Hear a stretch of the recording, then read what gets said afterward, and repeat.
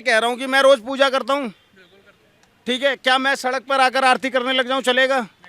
नहीं चलेगा ना। तो फिर एक देश में दो कानून क्यों होंगे? सबसे ज्यादा लाभ कौन ले रहा है?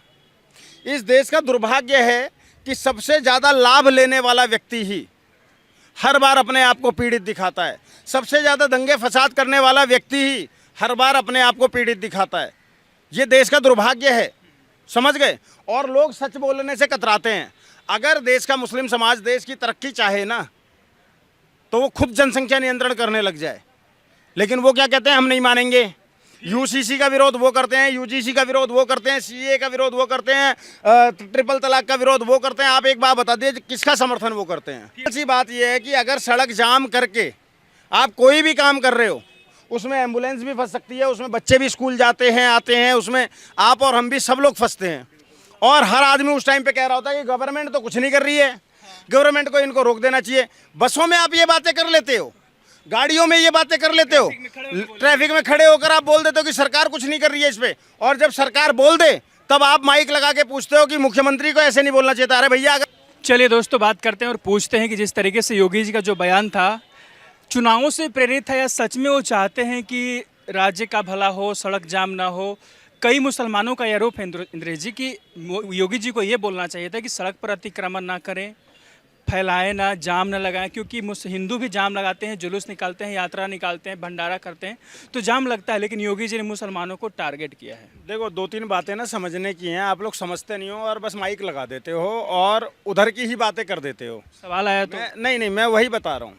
जो जुलूस निकाले जाते हैं, ऐसे ताजिया भी निकलता है। हमने विरोध किया है क्या कभी? मुहर्रम पे जुलूस निकलता है, किसी ने विरोध किया क्या? आप सड़क पे चल रहे हो, वो एक अलग चीज़ है, ठीक है। आप सड़क को जाम करके, एक अलग चीज़ है। आप कभी भी जब ये जो नमाज अदा होती है जुम्मे की सड़कों पर, उसको अगर आप कावड़ से या भंडारे से जोड़ कर देखोगे ना, तो आप खुद गलत कर रहे हो। मैं ये कह रहा हूँ कि मैं रोज़ पूजा करता हूँ, ठीक है, क्या मैं सड़क पर आकर आरती करने लग जाऊँ, चलेगा? नहीं चलेगा ना। तो फिर एक देश में दो कानून क्यों होंगे? और योगी आदित्यनाथ ने ये पहली बार तो बोला नहीं है, वो तो हमेशा बयान देते हैं। आज 10 साल होने वाले आए हैं उनको, उन्होंने कितनी बार बोली इस बात को कि हाँ नमाज सड़कों पर नहीं होगी।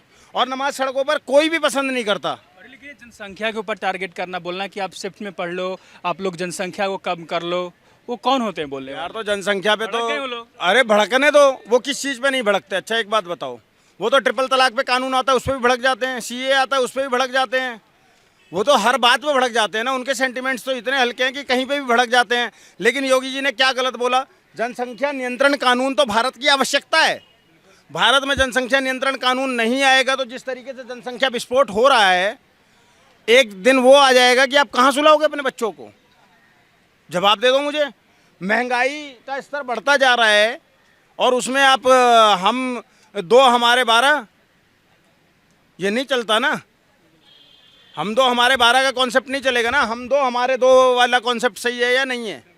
और हिंदू इस चीज़ को बोल रहे हैं कि योगी जी चुनाव के लिए ऐसा बोलते हैं, वोट लेने के लिए, क्योंकि उनको मुस्लिमों का वोट नहीं चाहिए, हिंदुओं का वोट चाहिए, इसलिए हिंदुओं के प्रति कुछ बोलते नहीं, उनके लिए थोड़ा सॉफ्ट हार्टेड रहते हैं और उनका वोट चाहिए इसलिए ऐसा बोलते हैं। देखो ऐसा है, योगी जी अगर उनको कलेजा भी निकाल कर दे देंगे ना, उसके बाद भी वो वोट देंगे ही नहीं मुस्लिम उनको, ठीक है, क्योंकि वो एंटी हैं।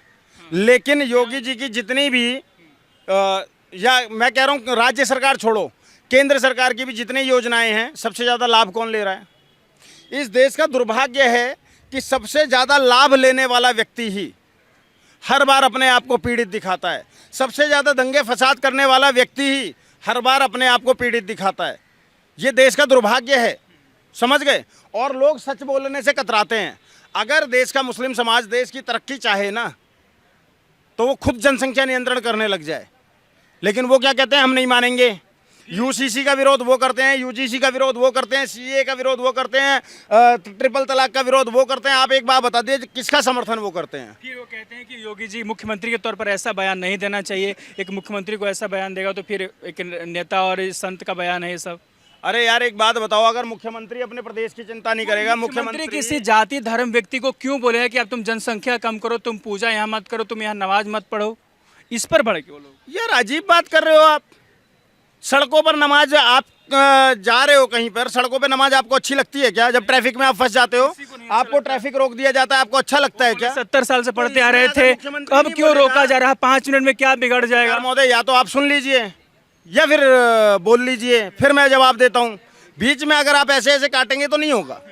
सिंपल सी बात यह है कि अगर सड़क जाम करके आप कोई भी काम कर रहे हो, उसमें एम्बुलेंस भी फंस सकती है, उसमें बच्चे भी स्कूल जाते हैं आते हैं, उसमें आप और हम भी सब लोग फंसते हैं। और हर आदमी उस टाइम पे कह रहा होता है कि गवर्नमेंट तो कुछ नहीं कर रही है, गवर्नमेंट को इनको रोक देना चाहिए। बसों में आप ये बातें कर लेते हो, गाड़ियों में ये बातें कर लेते हो, ट्रैफिक में खड़े होकर आप बोल देते हो कि सरकार कुछ नहीं कर रही है इस पे। और जब सरकार बोल दे तब आप माइक लगा के पूछते हो कि मुख्यमंत्री को ऐसे नहीं बोलना चाहिए था। अरे भैया, अगर अपने प्रदेश की चिंता मुख्यमंत्री नहीं करेगा तो आप करोगे? जो सूबे का मुखिया है वही तो ये करेगा ना। कैसी बातें कर रहे हो आप?